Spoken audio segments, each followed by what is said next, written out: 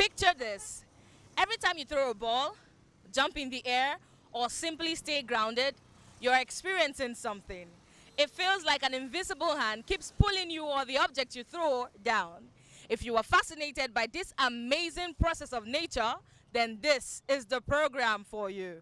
Welcome to another exciting edition of Science on the Street, the program that takes science from the lab to the heart of the community, asking simple science questions, making science fun to learn and easy to understand. I am Okeme Chubiojo, and today we are on the vibrant streets of Lugbe, Abuja, Nigeria, to explore the force that's both familiar and mysterious. I am talking about gravity. Gravity is a fundamental force of nature that attracts two bodies with mass towards each other.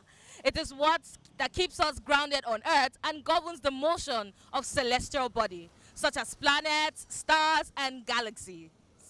The strength of gravity depends on two factors: the masses of the object involved and the distance between them. The more the massive an object, the stronger its gravitational pull. For example, Earth's gravity is what keeps us and everything on the surface. Let's find out who remembers what gravity is. I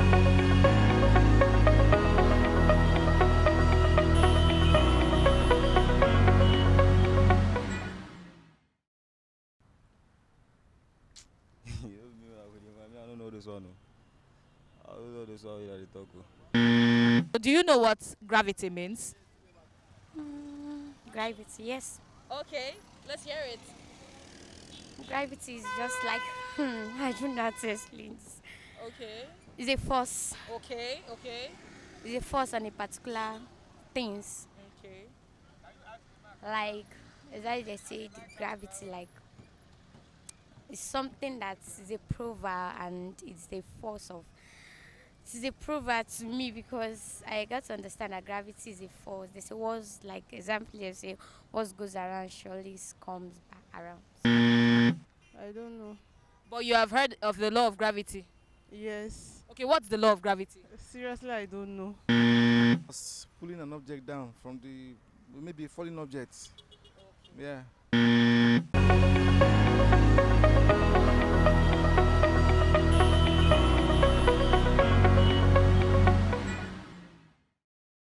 Gravity is something we all experience, yet many of us may not fully grasp how it influences our world. Think about it. Without gravity, we wouldn't have oceans, mountains, or even the atmosphere. Everything from our morning coffee to the moon orbiting Earth is tied to the fundamental force of gravity. And I refuse to believe that nobody knows what gravity is. Let's hit the street and try again.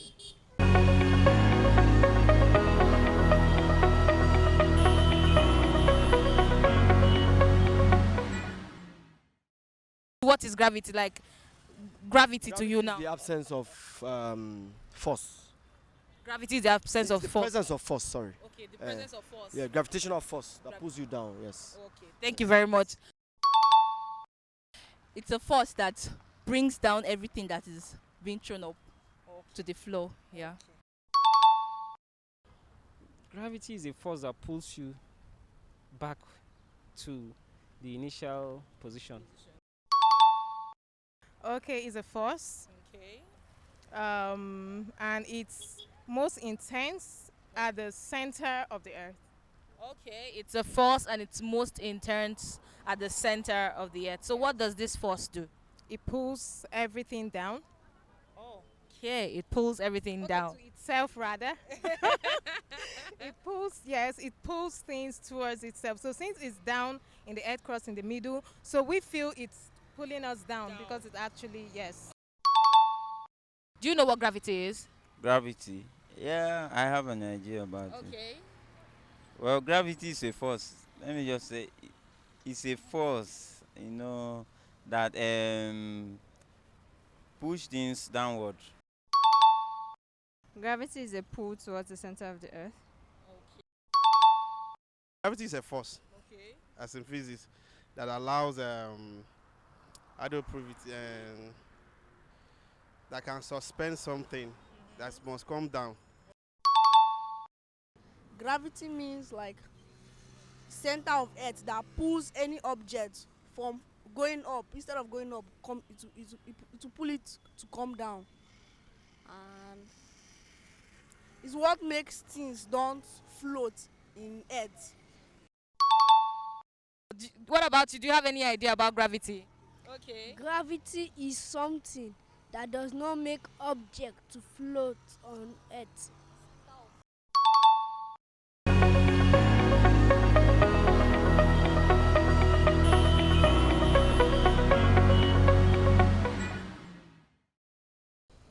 It is wonderful to see so many people connecting with the concept of gravity. It is a reminder that science is not just something we learn in school. It's part of our everyday lives, shaping our experiences and the world around us.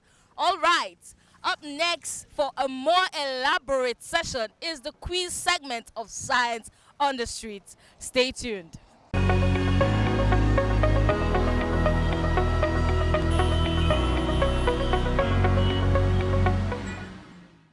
Welcome to the quiz segment of Science on the Street, and I am still your host, Okewe Chibioja. We're still talking about the fascinating force of gravity, an essential force that keeps the world stable and steady and also keeps everything around us. And with me today is Mr. Emmanuel. And This is Loki John Kennedy. okay, so today's quiz segment is going to definitely be an elaborate and wonderful quiz segment, I must say, because we have two returning guests. Mr. Emmanuel is here to defend his title because he won in one of the editions or episodes we had some time ago, and Mr. Kennedy here also is here to defend his title because he also won in one of the episodes we held way back. So how do you feel, Mr. Emmanuel? You're here to contend with another champion. May the best man win. Oh, wow. What do you have to say about that, Mr. Kennedy? I am happy, and like I said, may the best man win. Okay, so I will say, let he who the cap fits wear it. The cap of the champion. Okay, Mr. Emmanuel, for the sake of our viewers, can we get to meet you again? Right. My name is Okokpara Emmanuel, a final year student of Electrical and Electronics Engineering in the National University of Nigeria, Abuja. Okay. And Mr. Kennedy? I am John Kennedy Uzluke. I graduated from the University of Nigeria. I studied geology from the University of Nigeria, so currently I'm a core member here in Abuja. Okay. So we have a final year student and a core member. Interesting. Let's see what's going to happen after the quiz segment. But of course, before we delve into the quiz segment proper, today we are talking about the force of gravity, the fascinating world of gravity. And we were on the streets of Lugbe, Airport Road, Abuja, Nigeria. And it was quite an impressive one, though. We met some students who, at the first sight of them, I did not believe that they would know or remember what gravity. I should say no, because I felt they were too young to know what gravity is. But they blew my mind. I think they are siblings. I wouldn't know, but I think they are siblings. I would like to think they are siblings. Okay, and they really did well. And I was impressed, right? While we met another person who believes that the law of gravity says, or gravity is what goes around comes around, and I'm like, okay, I'll leave that to my guest on the quiz segment to do justice to that. So, Mr. Kennedy, was that in your textbook? What goes around comes around is part of gravity. Not exactly. I don't know the textbook where he got it from, but I think the person had the idea. What goes around comes around. Okay. I feel like he wanted to say what goes up comes down. Exactly. So Are you? I'm just trying. It was the confidence the person used to say what goes around comes around for me. Well, what goes up comes down. And what goes around surely comes around. So to you now is the same thing. It is not to I I just want you to pick a side. Okay, no, it is wrong to say what goes around comes around when you are describing gravity. Okay. That's my stand. I just try to, try to make sense of what the person said. Try to be lenient. Okay. And assume the person wanted to say idea, but just communicated it wrongly. Okay. Well, that could work. What about you, Mr. Emmanuel? Gravity, or as you call it, the force of gravity. In fact, even calling it a force is actually disputed in physics, because by definition, Newton is the one that actually called gravity a force. He described it as the force of attraction between any two bodies. So what really means, like when something goes up and comes down, is just the force of attraction between the object and the planet. Okay. So Einstein, on the other hand, described gravity as the curvature of space-time.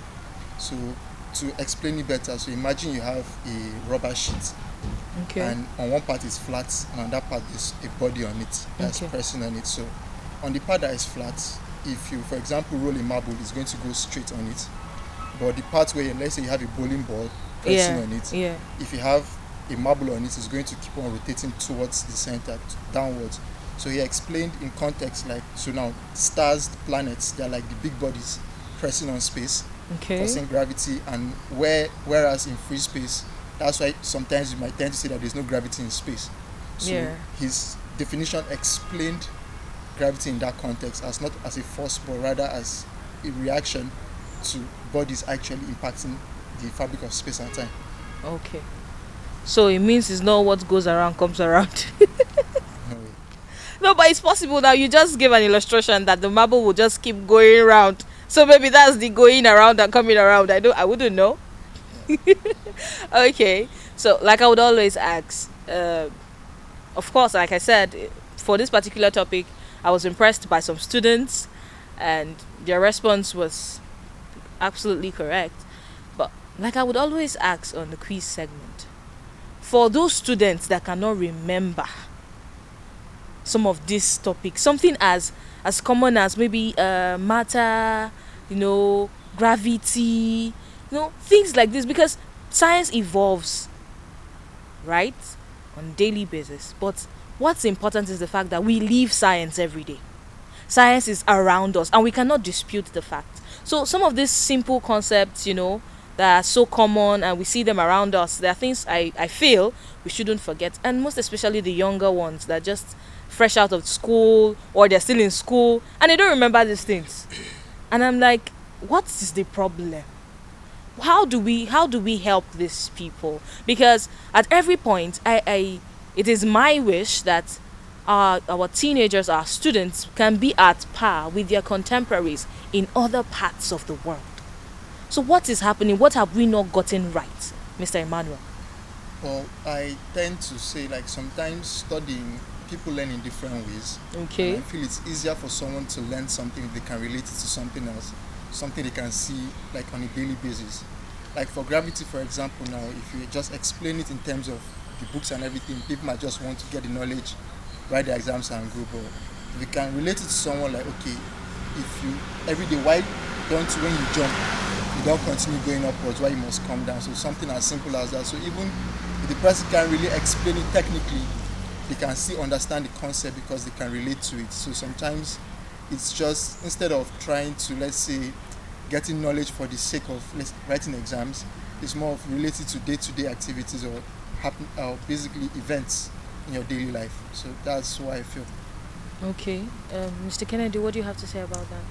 So what I have to say, I mean, I think he has said a bulk of it all, but I also would love to think that, there's something called individual differences. Okay. So yes, I'm happy you said a lot of the students impressed you, due to the fact that they understood what gravity was about. You might not really understand all the rudiments or the nitty-gritty of it, but at least they understood what you asked them.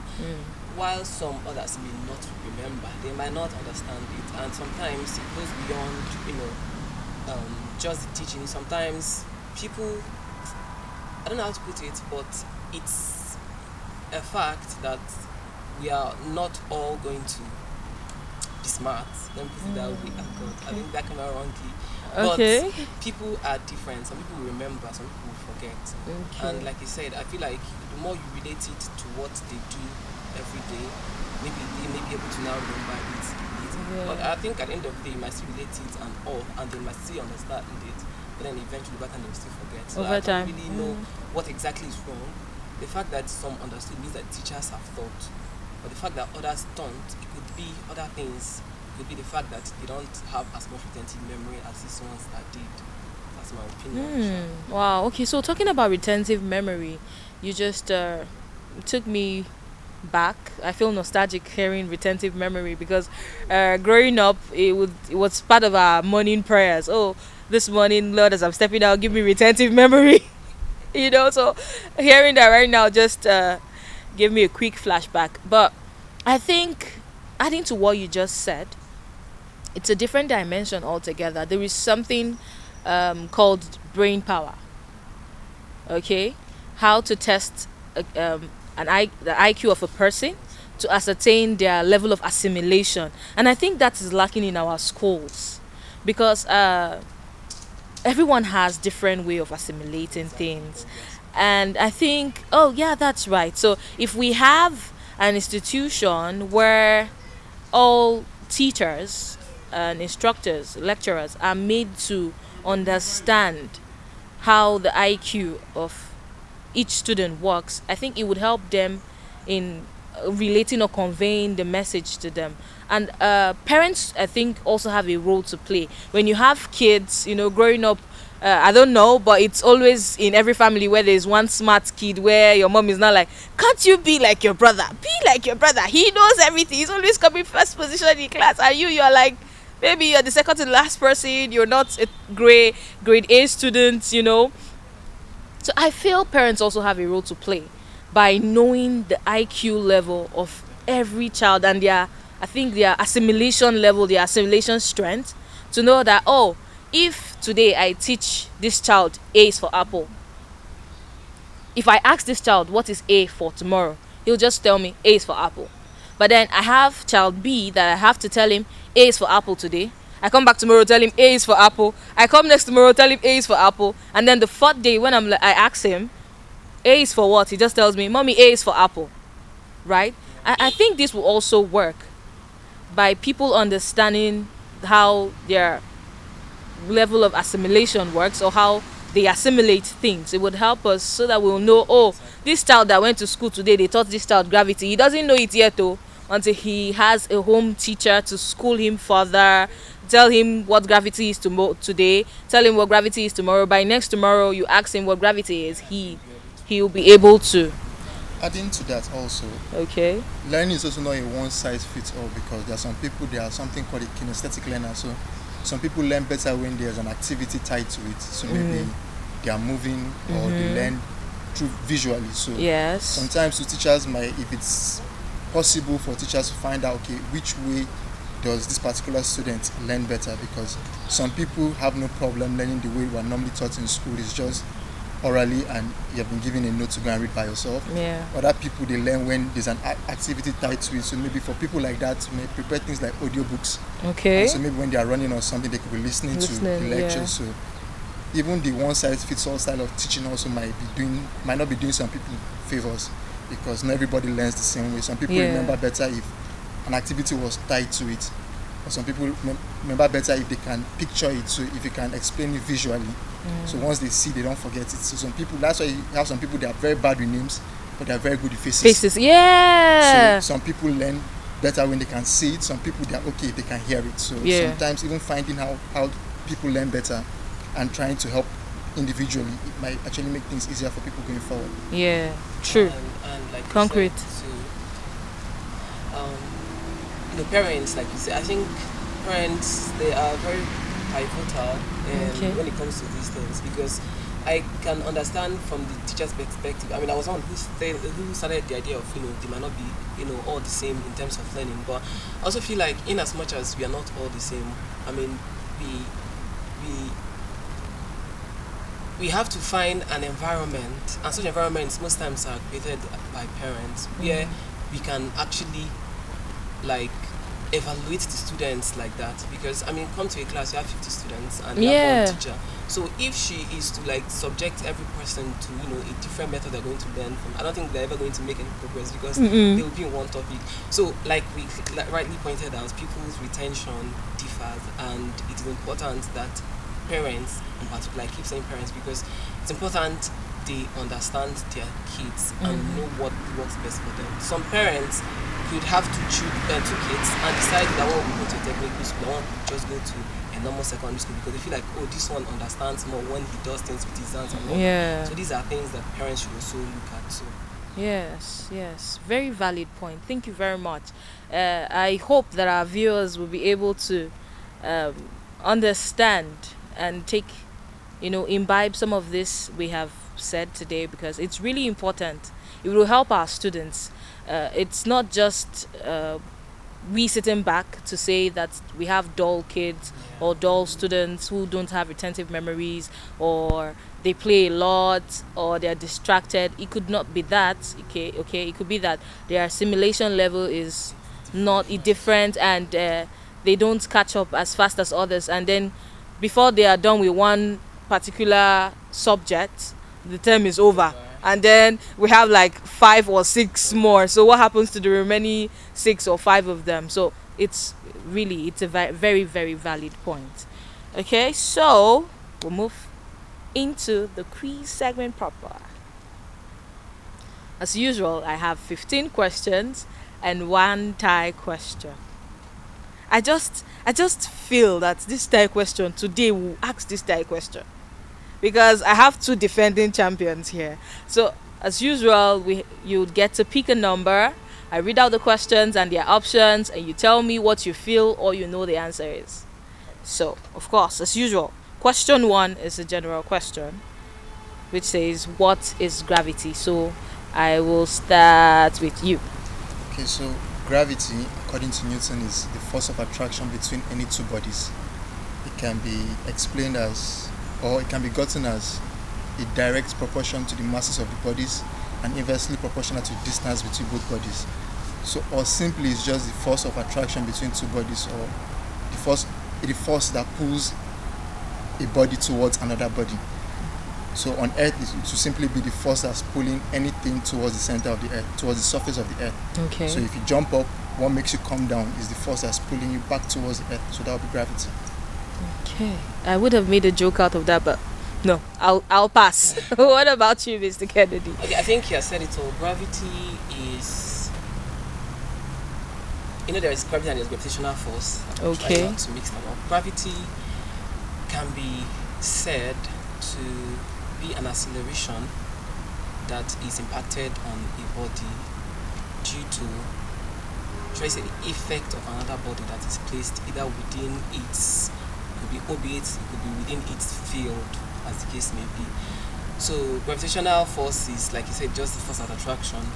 When it comes to Earth, we said that it's a force of attraction that pulls a body towards the center of the Earth, towards the surface of the Earth, like you clearly pointed out. Okay. So the beautiful thing about this topic today is we have Einstein, we have Newton. So let's dive in. So who goes first? You will?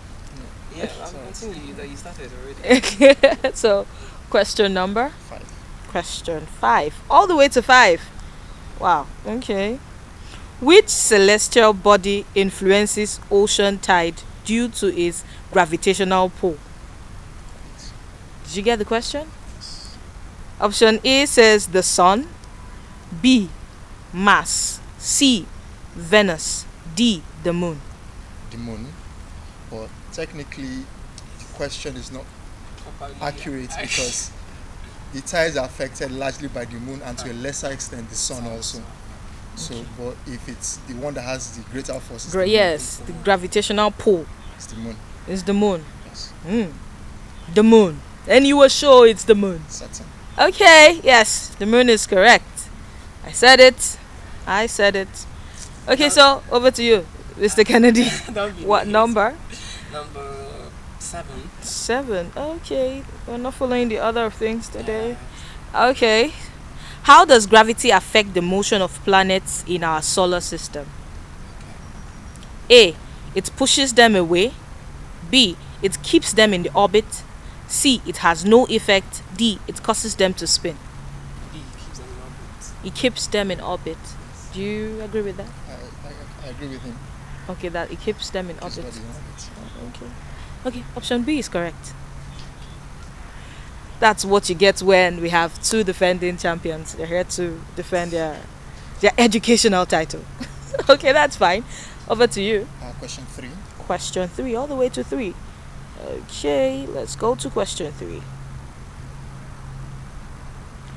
What does gravity keep us anchored to? That's like a walkover. I'm in. Okay, so what does gravity keep us anchored to? The Earth. The Earth. Yes, actually, it doesn't have option because I feel like, it's a walkover.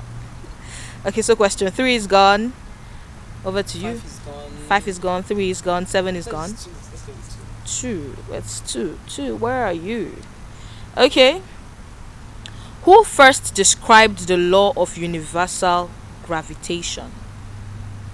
Who first described the law of universal gravitation? A. Albert Einstein. B. Isaac Newton. C. Johannes Kepler. Yeah, Kepler. B. Isaac Newton. Yeah, I know Kepler founded the law of universal gravitation.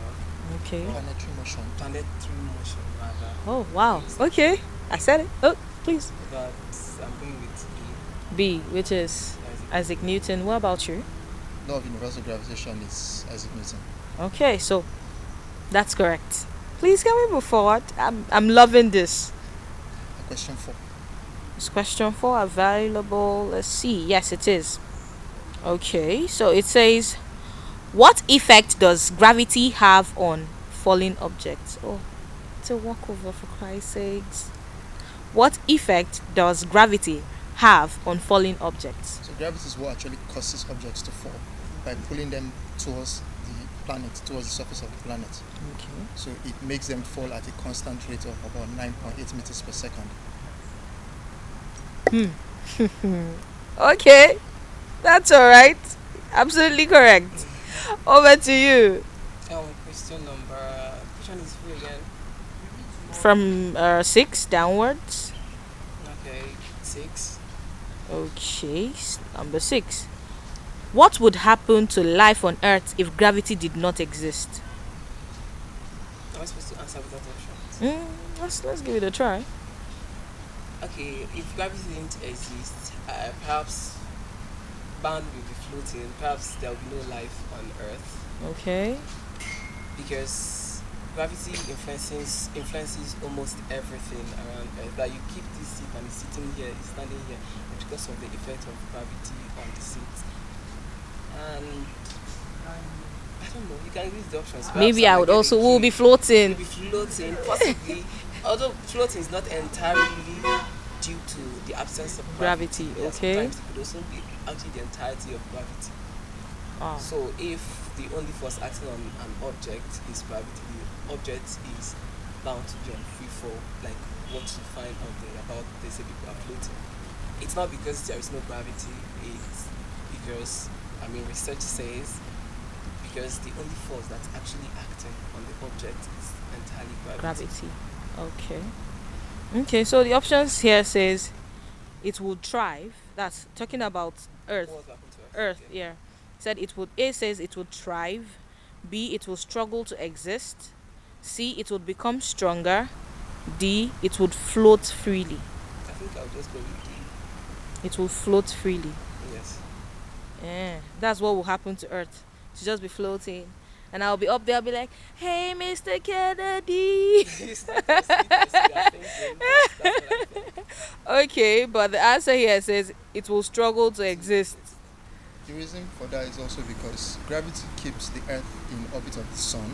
So there's no gravity, like the Earth will actually move further from the Sun. And without the light of the Sun, a lot of things actually can't exist. A lot of plants will grow. Okay, so gravity is not only just about the motion or the lack of motion, should I say, of bodies on the planet. Even some plants require gravity to grow. It's called gravitropism.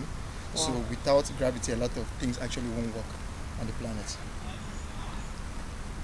Okay, so we'll go with it would struggle to exist, which actually is the answer. So that's what will happen to life on Earth. So should I say that's a -1? That's a minus. I mean, I obviously have a reason why I picked what I picked, but like I said, there are a lot more. And although I don't think that the answer is entirely wrong, Yes. I mean, both of them could go. But from my point of view, I picked that one because that's what I felt. Yes. But when you didn't have options, you were on and on about, you know, but Yes, I said everything will not survive. That's the thing. The option makes it confusing. I said nothing. Because will survive, the but option is very actually hard. also not wrong. Yeah. Because Option if is you not consider wrong. gravity in terms of motion, That is what everything will happen as float well. because if only gravity is acting on the bodies, they will constantly So- be floating. So that's So why I like said the I'll be ones up here against- saying So hi, I Emmanuel. don't exactly think it is wrong. wrong. The Yeah. answer I picked. It's just not entirely correct. It's just not Entirely Even correct. the other one is not entirely Entirely correct too. Yes. Okay, so that's up for debate. We'll pass it on to the next available secondary school to debate on. How about that? Okay, so what question are you going with? Question 8. Okay, yeah, because 7 is gone. Let's say. Okay, so question 8 says, which of the following best describes the relationship between mass and gravity? Right. A.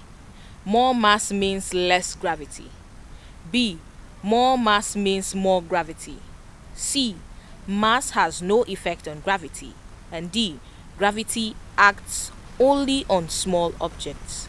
Mass has no effect on gravity itself. Okay, actually, it depends now because gravity and gravitational force are different. Because gravitational force, the more mass there is directly proportional to the masses. So the more mass, the more gravitational force. But gravity on its own doesn't really act on mass because regardless of the amount of gravity present, the mass of the body doesn't change. So gravitational force actually, so the more there's the mass, like the higher the mass, the higher the gravitational force acting on it because of the 4 naturally occurring forces, gravity is the weakest. So it requires a body that is, shall I say, heavy enough for gravity to act on it. Okay. So in the context of the question, I'll say the more mass, the more gravity on it.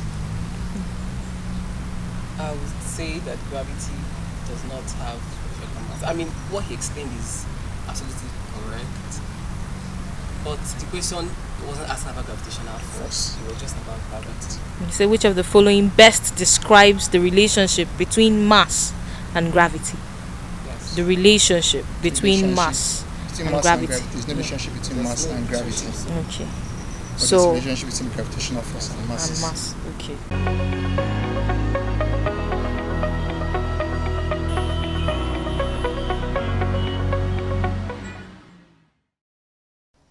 That's all the time we have on today's edition of Science on the Street. Hope you've enjoyed our exploration of gravity and its profound impact on our lives. Remember, science is everywhere and every question is a step forward to understanding more about the universe around us. Do well to follow us across all social media platforms to watch this episode and a lot more. The handles are being displayed on your screen. Until I come your way again, remember to keep exploring, asking questions, and stay curious. I am Okemete Biodo. Bye for now.